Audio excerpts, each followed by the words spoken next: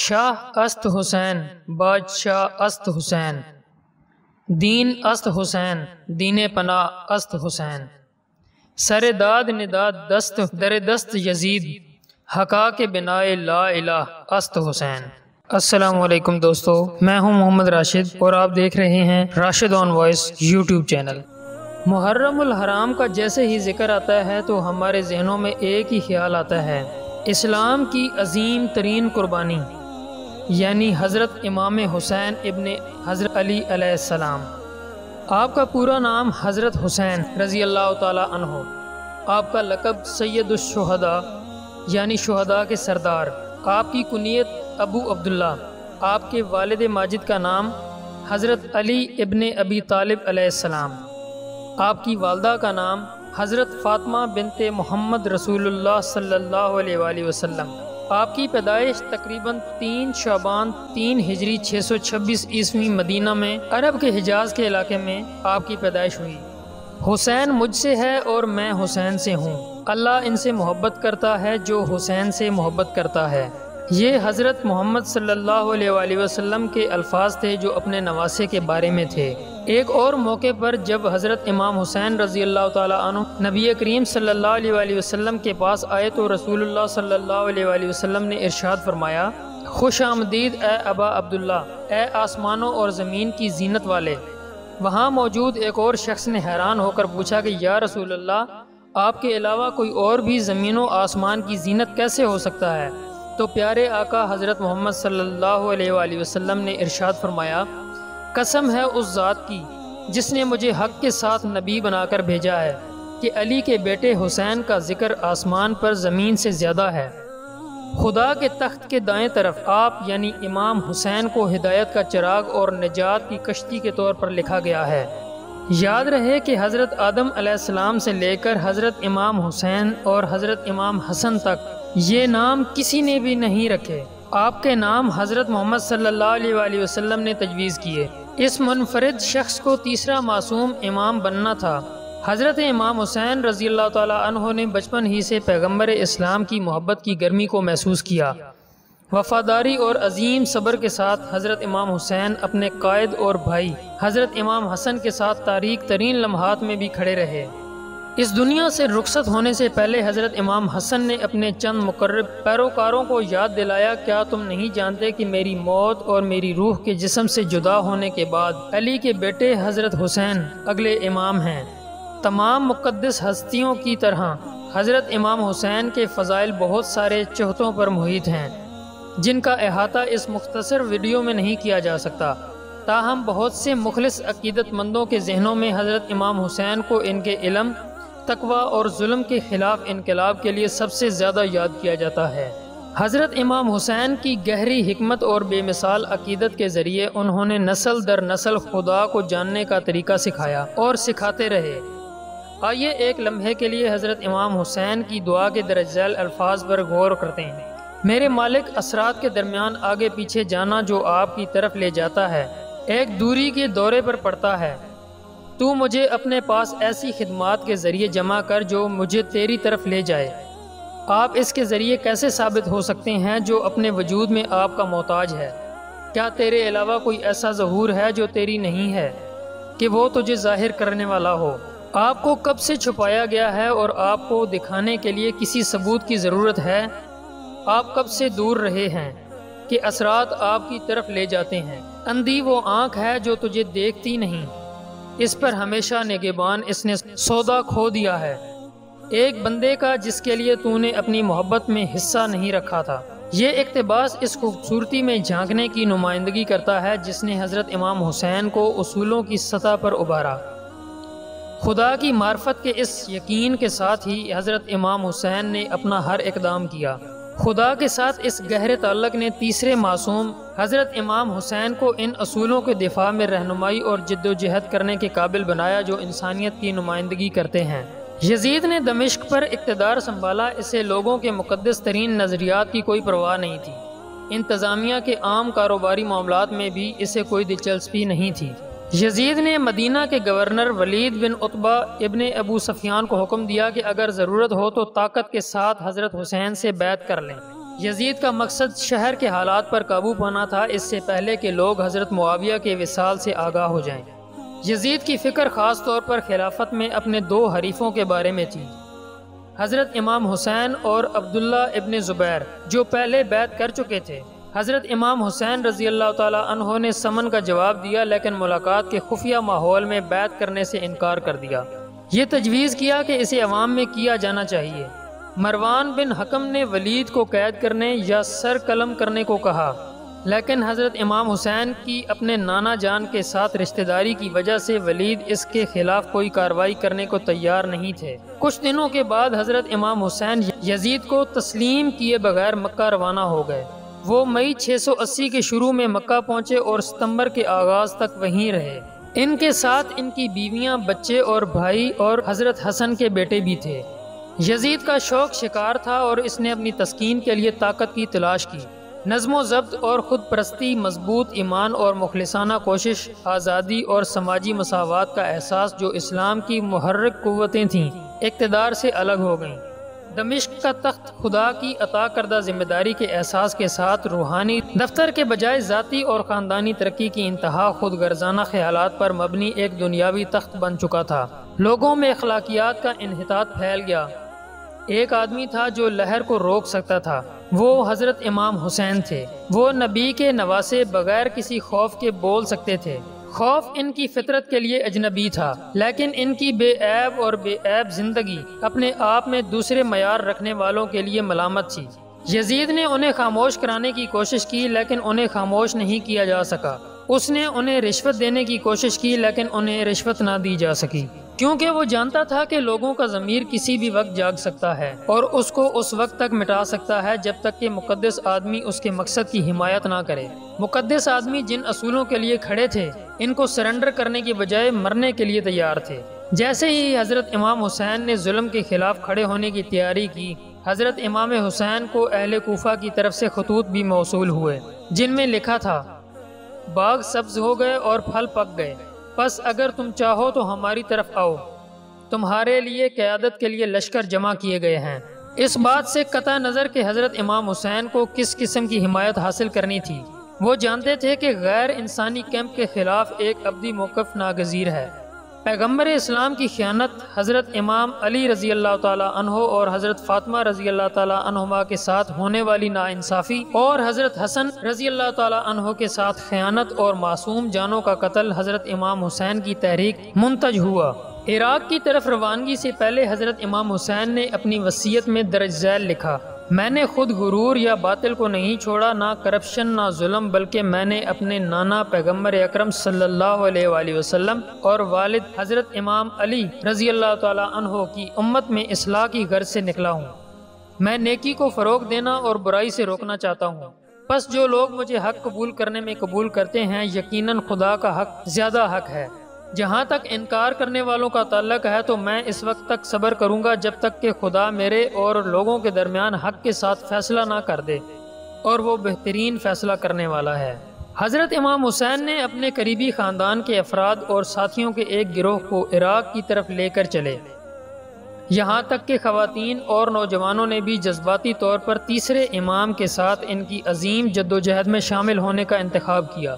راستے میں امام حسین کو اطلاع ملی کہ آپ کے کوفہ کے سفیر کو شہید کر دیا گیا ہے اور کوفہ کے لوگ آپ کو چھوڑ چکے ہیں۔ یہ خبر سن کر حضرت امام حسین نے فرمایا: ہمارے حامیوں نے ہمیں چھوڑ دیا ہے، آپ میں سے جو چھوڑنا چاہتا ہے وہ بغیر کسی غلطی کے آزادانہ طور پر ایسا کر سکتے ہیں۔ محمد حنفی عبداللہ ابن عمر کے مشورے اور مکہ میں عبداللہ ابن عباس کے مسلسل اصرار کے باوجود حضرت امام حسین کوفہ جانے کے اپنے فیصلے سے پیچھے نہیں ہٹے۔ حضرت ابن عباس نے اس بات کی طرف اشارہ کیا کہ کوفیوں نے حضرت علی اور حضرت حسن دونوں کو اکیلا چھوڑ دیا تھا، اور حضرت امام حسین کو مشورہ دیا تھا کہ وہ کوفہ کی بجائے یمن چلے جائیں، یا کم از کم عورتوں اور بچوں کو اپنے ساتھ نہ لے جائیں۔ اگر وہ عراق جائیں تو حضرت امام حسین نے اپنے فیصلے پر اصرار کیا اور اپنے اغراض و مقاصد کے بارے میں ایک مشہور خط یا وصیت میں لکھا جو اس نے محمد حنفیہ کو دیا تھا: میں تفریح اور خود غرضی اور کرپشن اور ظلم کے لیے نہیں نکلا تھا، بلکہ میرا مقصد یہ ہے کہ میرے اسلاف کی قوم میں جو خرابیاں ہوئی ہیں ان کی اصلاح کروں۔ میں نیکی کا حکم اور برائی سے منع کرنا چاہتا ہوں اور اپنے نانا کی روایت اور اپنے والد حضرت علی ابن ابی طالب کے طریقے پر چلنا چاہتا ہوں۔ پس جنہوں نے اس حق کو قبول کیا اور میری پیروی کی اس نے خدا کی راہ کو قبول کیا، اور جس نے انکار کیا میری پیروی نہ کی، میں صبر اور استقامت کے ساتھ میری راہ چلوں گا تاکہ خدا میرے اور اس قوم کے درمیان فیصلہ کرنے والا ہو، اور وہ بہترین فیصلہ کرنے والا ہے۔ پھر حضرت امام حسین جنہیں ابھی تک کوفہ کے نئے واقعات کے خطوط موصول نہیں ہوئے تھے، 8 یا 10 ذی الحجہ یعنی 60 ہجری 10 یا 12 ستمبر 680 کو کوفہ کے لیے روانہ ہونے کی تیاری کی۔ آپ نے حج کرنے کی بجائے عمرہ کیا اور مکہ کے گورنر عمرو بن سعید بن عاص کی غیر موجودگی میں، جو شہر کے مضافات میں حج کر رہا تھا، چپکے سے اپنے ساتھیوں اور اہل و عیال کے ساتھ شہر سے نکل گیا۔ حضرت امام حسین کے رشتہ داروں اور دوستوں میں سے 50 آدمی جو ضرورت پڑنے پر لڑ سکتے تھے حضرت امام حسین کے ساتھ تھے، جن میں عورتیں اور بچے بھی شامل تھے۔ آپ نے صحرائے عرب کے ذریعے شمالی راستہ اختیار کیا۔ مکہ کے گورنر عمرو بن سعید حضرت امام حسین کے چچا زاد بھائی عبداللہ ابن جعفر کے منانے پر اپنے بھائی اور ابن جعفر کو حضرت حسین کے ساتھ بھیجا تاکہ مکہ میں ان کی حفاظت کا یقین دلایا جائے اور آپ کو واپس لایا جائے۔ آپ نے واپس آنے سے انکار کر دیا، یہ بتاتے ہوئے کہ محمد صلی اللہ علیہ وآلہ وسلم نے اپنے خواب میں حکم دیا تھا کہ نتائج کی پرواہ کیے بغیر آگے بڑھیں۔ آگے چل کر آپ ابن عقیل کو پھانسی اور اہل کوفہ کی بے حسی کی خبر ملی۔ آپ نے اپنے پیروکاروں کو صورتحال سے آگاہ کیا اور انہیں وہاں سے جانے کو کہا۔ راستے میں جو لوگ آپ کے ساتھ شامل تھے ان میں سے اکثر چلے گئے، جبکہ مکہ سے آپ کے ساتھیوں نے آپ کے ساتھ رہنے کا فیصلہ کیا۔ راستے میں حضرت امام حسین کا سامنا مختلف لوگوں سے ہوا۔ عراق کے خیالات کے بارے میں حضرت امام حسین کے سوال کے جواب میں شاعر فرزادق نے اسے واضح طور پر کہا کہ عراقی عوام کے دل آپ کے ساتھ ہیں، لیکن ان کی تلواریں بنو امیہ کی خدمت میں ہیں۔ لیکن حضرت امام حسین کا فیصلہ اٹل تھا، اور ان لوگوں کے جواب میں جنہوں نے آپ کو منتشر کرنے کی کوشش کی، آپ نے کہا کہ چیزیں خدا کے ہاتھ میں اور خدا اپنے بندوں کے لیے بہتر چاہتا ہے، اور جو صحیح ہے اس سے دشمنی نہیں کرے گا۔ مسلم بن عقیل اور ہانی بن عروہ کے قتل کی خبر بعض مسافروں نے پہلی بار سلبیہ میں دی۔ جب حضرت امام حسین جبلہ کے علاقے میں پہنچے تو انہیں معلوم ہوا کہ ان کا مقاصد قیس بن مشار سادوی یا ان کے بہنوئی عبداللہ بن یکتر کو حجاز سے کوفہ بھیجا گیا ہے تاکہ لوگوں کو حضرت امام حسین کی قریب آمد کی اطلاع دی جا سکے۔ کوفہ محل کی چھت سے گر کر بے نقاب کیا گیا اور مارا گیا۔ یہ سن کر حضرت امام حسین نے اپنے حامیوں کو کوفیوں کی غداری جیسے مایوس کن مسائل کی وجہ سے قافلہ چھوڑنے کی اجازت دے دی۔ بہت سے لوگ جو راستے میں آپ کے ساتھ شامل ہوئے تھے الگ ہو گئے، لیکن حجاز سے حضرت امام حسین کے ساتھ آنے والوں نے آپ کو نہیں چھوڑا۔ کوفہ سے آنے والی خبروں سے معلوم ہوتا ہے کہ وہاں کی صورتحال مسلمانوں کی خبروں سے بالکل بدل چکی ہے۔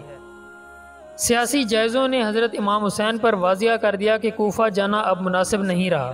شرف یا زحسام کے علاقے میں حر بن یزید کی قیادت میں کوفہ سے لشکر نکلے۔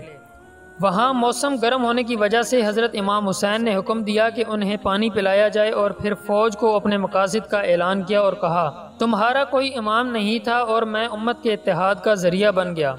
ہمارا خاندان کسی اور سے زیادہ حکومت کا حقدار ہے، اور جو اقتدار میں ہیں وہ اس کے مستحق نہیں اور ناحق حکومت کرتے ہیں۔ اگر تم نے میرا ساتھ دیا تو میں کوفہ چلا جاؤں گا، لیکن اگر آپ مجھے مزید نہیں چاہتے تو میں اپنی پہلی جگہ واپس آ جاؤں گا۔ ابن زیاد نے کوفہ کے راستوں پر فوجیں متعین کر رکھی تھیں۔ حضرت امام حسین اور آپ کے پیروکاروں کو یزید کی فوج کے ہر اول دستے نے روک لیا۔ تقریباً 1000 آدمیوں کی قیادت حر بن یزید التمیمی قادسیہ کے قریب کوفہ کے جنوب میں حضرت امام حسین نے ان سے کہا، میں آپ کے پاس اس وقت تک نہیں آیا جب تک آپ کے خطوط میرے پاس نہ لائے گئے، اور آپ کے قاصد میرے پاس یہ کہتے ہوئے آئے کہ ہمارے پاس آؤ کیونکہ ہمارا کوئی امام نہیں ہے، لہٰذا اگر آپ مجھے وہ چیز دیں جو آپ نے اپنے عہد اور قسم کی گواہی میں دی ہے تو میں آپ کے شہر میں آؤں گا۔ اگر تم نہیں مانو گے اور میرے آنے کو ناپسند کرتے ہو تو میں تمہیں اسی جگہ چھوڑ دوں گا جہاں سے میں تمہارے پاس آیا ہوں۔ اس کے بعد آپ نے انہیں وہ خطوط دکھائے جو انہیں کوفوں کی طرف سے موصول ہوئے تھے، جن میں کچھ حر کی فوج میں بھی شامل تھے۔ حر نے خطوط کے علم سے انکار کیا اور کہا کہ امام حسین کو ان کے ساتھ ابن زیاد کے پاس جانا چاہیے، جسے حضرت حسین نے کرنے سے انکار کر دیا۔ حر نے جواب دیا کہ وہ امام حسین کو نہ تو کوفہ میں داخل ہونے دیں گے اور نہ ہی مدینہ واپس جانے دیں گے، بلکہ یہ کہ وہ اپنی مرضی کے مطابق کہیں اور جانے کے لیے آزاد ہیں۔ اس کے باوجود اس نے 4 کوفان کو حضرت امام حسین کے ساتھ شامل ہونے سے نہیں روکا۔ حضرت امام حسین کا قافلہ قادسیہ کی طرف بڑھنے لگا اور حر ان کا پیچھا کرنے لگا۔ نینوا میں حر کو ابن زیاد کی طرف سے حکم ملا کہ وہ امام حسین کے قافلے کو کسی ویران جگہ پر بغیر قلعہ بندی اور پانی کے رکنے پر مجبور کریں۔ حضرت امام حسین کے ساتھیوں میں سے ایک نے مشورہ دیا کہ وہ حر پر حملہ کریں اور قلعہ بند گاہوں العقر میں چلے جائیں۔ حضرت امام حسین نے انکار کر دیا۔ ولیری کے مطابق حر نے اپنی فوج کو حکم دیا کہ حضرت امام حسین اور ان کے ساتھیوں کو بغیر لڑائی کے ابن زیاد کے پاس لے جائے، اور اس کا ارادہ حضرت امام حسین کو ایسا کرنے پر آمادہ کرنا تھا۔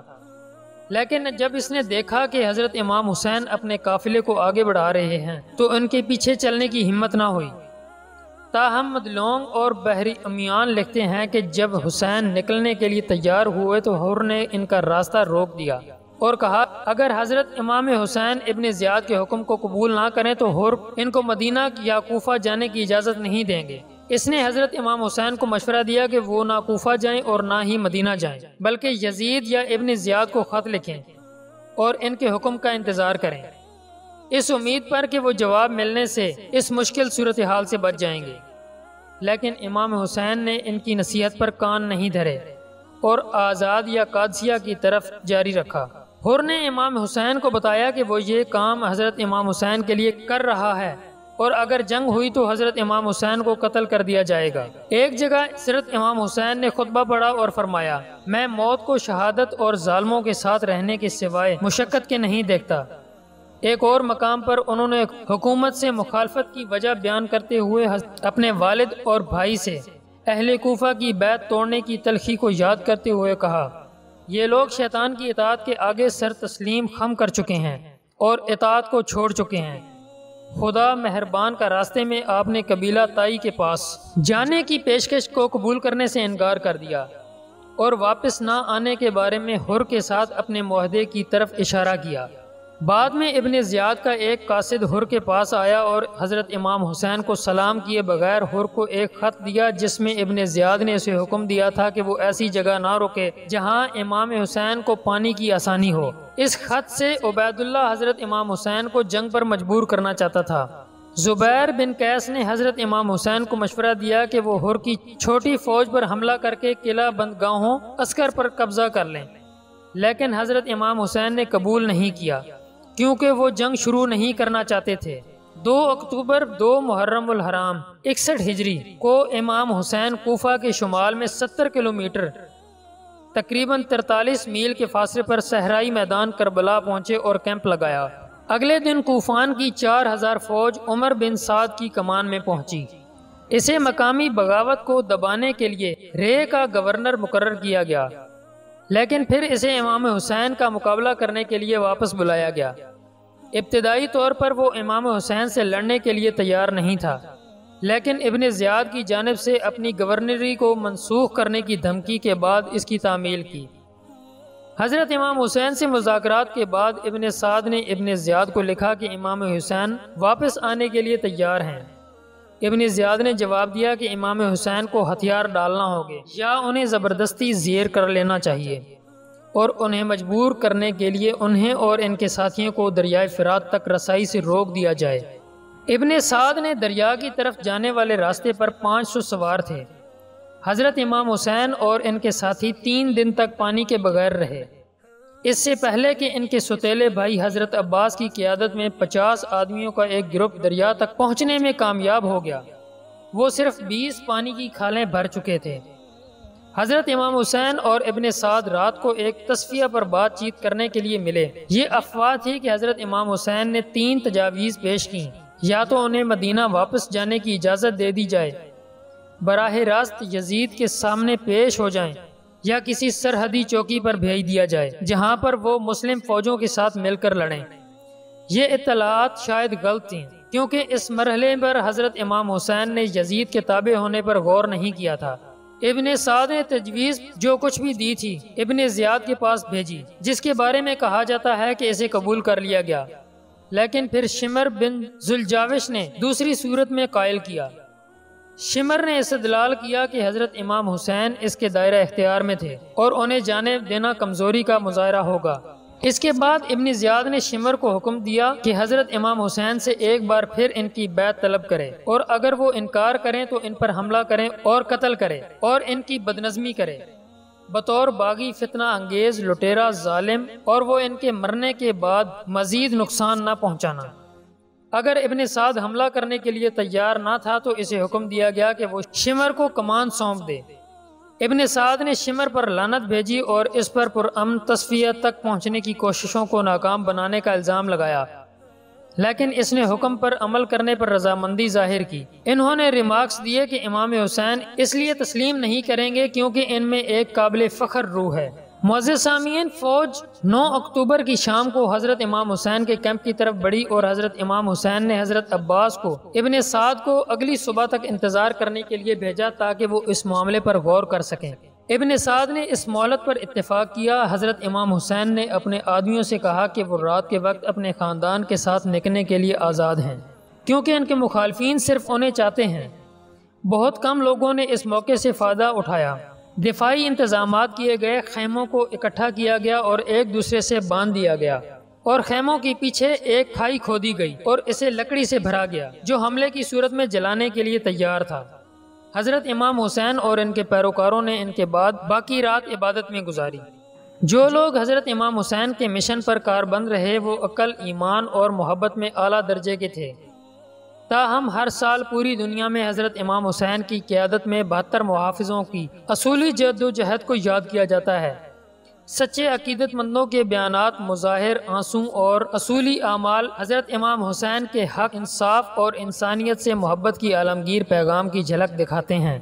محرم کا مقدس مہینہ وہ مہینہ تھا کہ جس میں عربوں میں خون ریزی حرام سمجھی جاتی تھی، یہاں تک کہ اسلام کی آمد سے پہلے بھی۔ تاہم اسی مہینے کی 10ویں تاریخ یعنی عاشورہ کے دن کربلا کی سرزمین میں مقدس خون بہایا گیا۔ حضرت امام حسین کو سنگ دل دہشت گردوں کے ہاتھوں شہید کیا گیا۔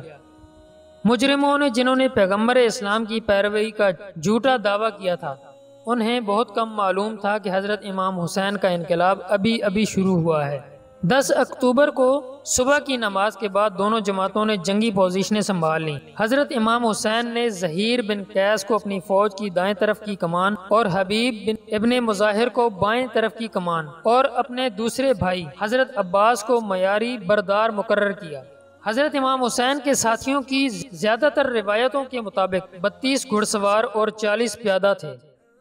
ابن سعد کی فوج کی کل تعداد 4000 تھی۔ لکڑی پر مشتمل کھائی کو آگ لگا دی گئی۔ اس کے بعد حضرت امام حسین نے اپنے مخالفین کو ایک تقریر کی جس میں انہیں حضرت محمد صلی اللہ علیہ وسلم کے نواسے کی حیثیت سے یاد دلایا اور انہیں دعوت دینے اور پھر ترک کرنے پر ملامت کی۔ آپ نے جانے کی اجازت مانگی۔ انہیں بتایا گیا کہ پہلے انہیں یزید کی حاکمیت کے سامنے سر تسلیم خم کرنا ہوگا، جو آپ نے کرنے سے انکار کر دیا۔ حضرت امام حسین کی تقریر نے ہر کو اپنی طرف مائل کیا۔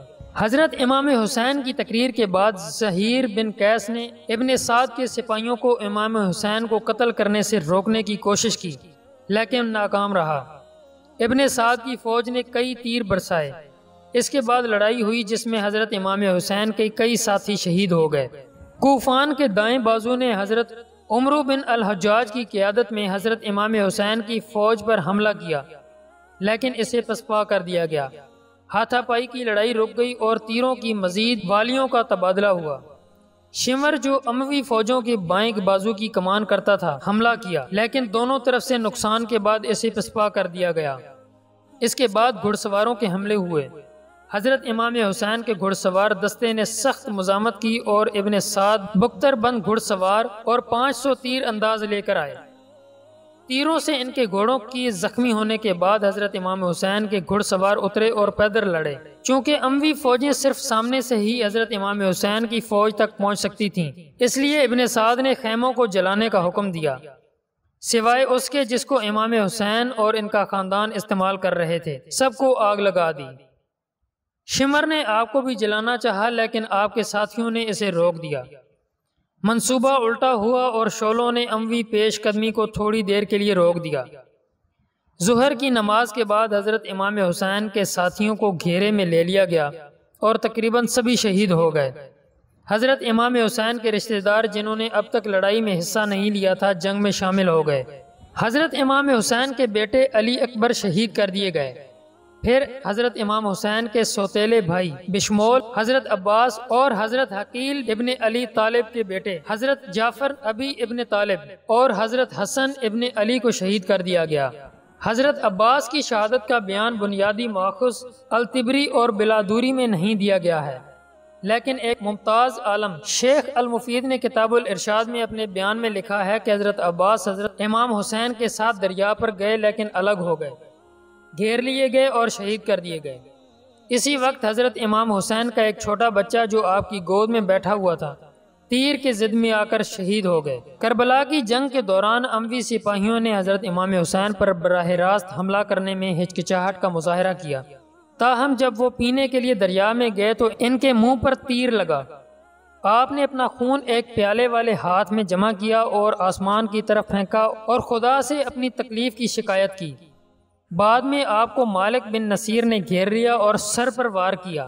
دھچکا آپ کے ڈھکے ہوئے چادر میں سے کٹ گیا، جسے حضرت امام حسین نے اپنے حملہ آور پر لعنت بھیجتے ہوئے ہٹا دیا۔ آپ نے اپنے سر پر ٹوپی ڈالی اور اس کے گرد پگڑی لپیٹ لی تاکہ خون بہہ رہا ہے وہ رک جائے۔ ابن نصیر نے خون آلود چادر پکڑ لی اور پیچھے ہٹ گیا۔ شمر پیدل سپاہیوں کے ایک گروپ کے ساتھ حضرت امام حسین کی طرف بڑھا، جو اب لڑنے کے لیے تیار تھا کیونکہ اس کے ساتھ بہت کم لوگ رہ گئے تھے۔ حضرت امام حسین کے کیمپ کا ایک نوجوان لڑکا خیموں سے بھاگ کر آپ کے پاس آیا، تلوار کے وار سے آپ کو بچانے کی کوشش کی اور اس کا بازو کٹ گیا۔ ابن سعد خیموں کے قریب پہنچے اور حضرت امام حسین کی بہن حضرت زینب نے ان سے شکایت کی۔ عمر بن سعد نے کہا کہ حضرت امام حسین کو اس وقت شہید کر دیا جائے گا جب تم کھڑے ہو کر دیکھ رہے ہو۔ ابن سعد روئے لیکن کچھ نہیں کیا۔ حضرت امام حسین کے بارے میں کہا جاتا ہے کہ وہ اپنے کئی حملہ آوروں کو ہلاک کر چکے ہیں۔ اموی فوجیں پھر بھی انہیں شہید کرنے کو تیار نہیں تھیں اور ان میں سے ہر ایک انہیں کسی اور پر چھوڑنا چاہتا تھا۔ آخر کار شمر چلایا، شرم کرو، تم اس آدمی کا انتظار کیوں کر رہے ہو؟ اسے مار ڈالو۔ اس کے بعد اموی سپاہیوں نے حضرت امام حسین کو دوڑایا اور آپ کے ہاتھ اور کندھے پر زخم کر دیا۔ منہ کے بل زمین پر گر پڑے اور سنان ابن انس نامی حملہ آور نے ان کا سر قلم کر دیا۔ حضرت امام حسین کی طرف سے 70 یا 72 افراد شہید ہوئے، جن میں سے تقریباً 20 ابو طالب کی اولاد تھے جو حضرت علی کے والد تھے۔ ان میں حضرت امام حسین کے 2 بیٹے، ان کے 6 پھوپھی بھائی، حضرت حسن ابن علی کے 3 بیٹے، حضرت جعفر ابن ابی طالب کی 3 بیٹے اور حضرت عقیل ابن ابی طالب کی 3 بیٹے پوتے شامل تھے۔ جنگ کے بعد حضرت امام حسین کے کپڑے اتار لیے گئے اور ان کی تلوار، جوتے اور سامان لے لیا گیا۔ خواتین کے زیورات اور چادریں بھی قبضے میں لے لی گئیں۔ شمر حضرت امام حسین کے اکلوتے زندہ بچ جانے والے بیٹے حضرت علی زین العابدین کو شہید کرنا چاہتا تھا۔ آپ نے وجہ کی بیماری کی وجہ سے لڑائی میں حصہ نہیں لیا، لیکن ابن سعد نے ان کو روک دیا۔ حضرت امام حسین کے جسم پر 60 سے زیادہ زخموں کی اطلاعات ہیں، جسے پھر گھوڑوں سے روندا گیا جیسا ابن زیاد نے پہلے ہدایت کی تھی۔ حضرت امام حسین کے ساتھیوں کی لاش کاٹ دی گئی۔ ابن سعد کی فوج میں 88 شہید تھے، جنہیں ان کے جانے سے پہلے سپرد خاک کر دیا گیا۔ ان کے جانے کے بعد قریبی گاؤں کے قبیلہ بنو اسد کے افراد نے حضرت امام حسین کے ساتھیوں کی بے سر لاشوں کو دفن کر دیا۔ اس خاندان کو شہید ہونے والوں کے سروں کے ساتھ ابن زیاد کے پاس بھیج دیا گیا۔ اس نے حضرت امام حسین کے منہ پر چھڑی ماری اور حضرت علی زین العابدین کو قتل کرنے کا ارادہ کیا، لیکن حضرت امام حسین کی بہن کی درخواست کے بعد ان کو چھوڑ دیا گیا۔ اس کے بعد سرداروں اور خاندان کو یزید کے پاس بھیجا گیا، جس نے حضرت امام حسین منہ کو بھی چھڑی سے مارا۔ یزید عورتوں اور حضرت علی زین العابدین کے ساتھ ہمدردی رکھتا تھا اور ابن زیاد پر امام حسین کے قتل پر لعنت بھیجی اور کہا کہ اگر وہ وہاں ہوتا تو اسے بخش دیتا۔ اس کے بعد درباریوں میں سے ایک نے حضرت امام حسین کے خاندان کی ایک قیدی عورت کا نکاح میں ہاتھ مانگا۔ جس کے نتیجے میں یزید اور حضرت زینب کے درمیان گرما گرم جھگڑا ہوا۔ یزید کے گھر کی عورتیں اسیر عورتوں کے ساتھ ان کے مرنے والوں کی نوحہ خوانی میں شامل ہوئیں۔ چند دنوں کے بعد ان عورتوں کو کربلا میں لوٹے گئے سامان کا معاوضہ دے کر واپس مدینہ بھیج دیا گیا۔ حضرت محمد صلی اللہ علیہ وسلم کے نواسے کے قتل نے مسلم امہ کو صدمہ پہنچایا۔ یزید کی تصویر نے مصائب کا سامنا کیا اور اس جذبات کو جنم دیا کہ وہ بدکار تھا۔ کربلا کی جنگ سے پہلے مسلم کمیونٹی دو سیاسی دھڑوں میں تقسیم تھی۔ اس کے باوجود الگ الگ مذہبی عقائد اور مخصوص رسومات کے ساتھ ایک مذہبی فرقہ تیار نہیں ہوا تھا۔ کربلا نے علید کے حامی اس ابتدائی سیاسی جماعت کو ایک الگ مذہبی شناخت دی اور اسے ایک الگ مذہبی فرقے میں تبدیل کرنے میں مدد کی۔ 680 سے پہلے شیعہ مذہب کا کوئی مذہبی پہلو نہیں تھا۔ تیسرے امام اور ان کے پیروکاروں کی موت نے بگ بینگ کو نشانے زد کیا، جس نے شیعت کی تیزی سے پھیلتی ہوئی کائنات کو تخلیق کیا اور اسے حرکت میں لایا۔ حضرت امام حسین کی وفات 10 محرم الحرام 61 ہجری 680 عیسوی کربلا کی جنگ میں شہید ہونے کے بعد شہادت کی عمر تقریباً 57 سال تھی۔ دور امامت آپ کا 10 سال رہا اور آپ کی تدفین کربلا عراق میں ہوئی۔ قتل حسین اصل میں مرگ یزید ہے۔ اسلام زندہ ہوتا ہے ہر کربلا کے بعد۔ حضرت امام حسین کا تذکرہ تا قیامت کو جاری رہے گا، لیکن یزید جس کا کوئی نام و نشان نہیں، جس کی قبر کا کوئی پتہ بھی نہیں، اور اس پر تا قیامت لعنت ہوتی رہے گی۔ امید کرتا ہوں کہ آج کی ویڈیو آپ سب کو بہت پسند آئی ہوگی۔ اگر آپ کو یہ ویڈیو پسند آئی ہے تو ہماری اصلاح کے لیے ہماری ویڈیو کو لائک کریں اور اپنے دوستوں کے ساتھ شیئر کریں۔ ملتے ہیں ایک نئی انٹرسٹنگ ویڈیو کے ساتھ، تب تک کے لیے اللہ حافظ۔